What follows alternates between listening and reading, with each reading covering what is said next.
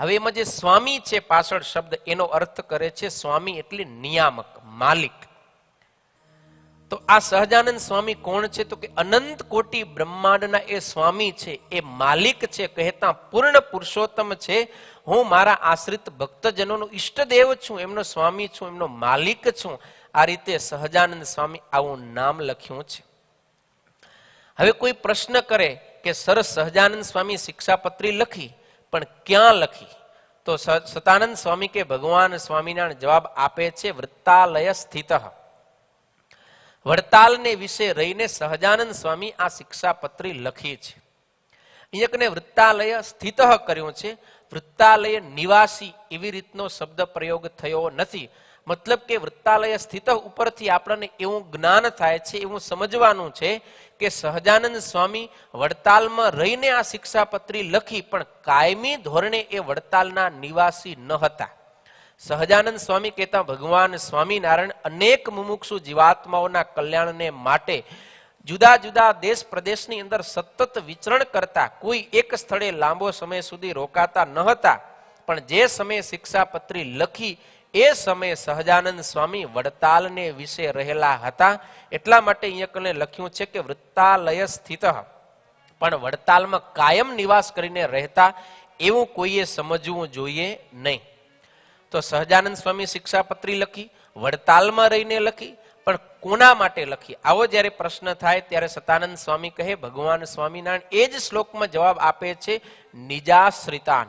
નિજાશ્રિતાન એટલે નિજ એટલે પોતાના, આશ્રિત એટલે ભક્તજનો, પોતાના આશ્રિત ભક્તજનો પ્રત્યે આ શિક્ષાપત્રી છે એ લખી છે. તો વડે પ્રતિવાદી શંકા કરે કે નિજાશ્રિતાન એટલે કે પોતાના આશ્રિત માટે જો લખી છે તો શું પોતાના આશ્રિત નથી એવા કોઈને આ શિક્ષાપત્રીમાં અધિકાર નથી? તો સતાનંદ સ્વામી કે ના ના ભાઈ, એવું ન સમજતા હો. અહીંયા કને નિજાશ્રિતાન એટલા માટે લખ્યું છે કે પોતાના આશ્રિત ભક્તજનો હોય એને તો સહેજે સહેજે ઈષ્ટદેવની આજ્ઞામાં રુચિ થાય છે, અને એમને તો ફરજિયાતપણે આ આજ્ઞાઓમાં રહેવાનું જ છે. એ મુખ્ય અધિકારી છે, એટલા માટે એમના નામનો નિર્દેશ કર્યો છે. બાકી આ શિક્ષાપત્રીમાં સર્વ જીવ પ્રાણી માત્રનો અધિકાર છે, કારણ કે આ શિક્ષાપત્રી સર્વ જીવ હિતાવહ છે. એટલે હરેકનો આની અંદર અધિકાર છે.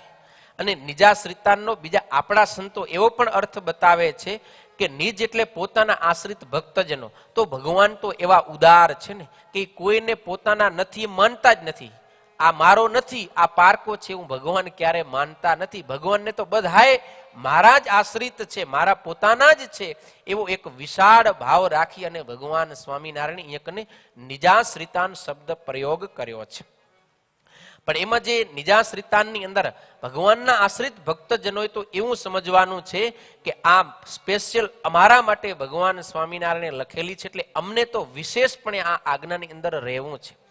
કદાચ જો નિજાશ્રિતાન ન લખ્યું હોત તો કદાચ કોઈક બિન આશ્રિત છે એ આ શિક્ષાપત્રીનો મહિમા સમજીને એના ગુણો જોઈને શિક્ષાપત્રી પ્રમાણે વર્તે અને સત્સંગી પછી મન ફાવે એમ વર્તે તો એ સાજે નહીં, સારું ન લાગે. એટલે પોતાના આશ્રિત ભક્તજને ફરજિયાતપણે આ પ્રમાણે વર્તવું જ. એટલા માટે ભાર મૂકવા માટે થઈને અહીંયા કને શિક્ષાપત્રીમાં સહજાનંદ સ્વામી નિજાશ્રિતાન એવો શબ્દ પ્રયોગ કરેલો છે. એટલે ખાસ આશ્રિતો ઉપર ભાર દર્શાવનારો આ શબ્દ પ્રયોગ છે.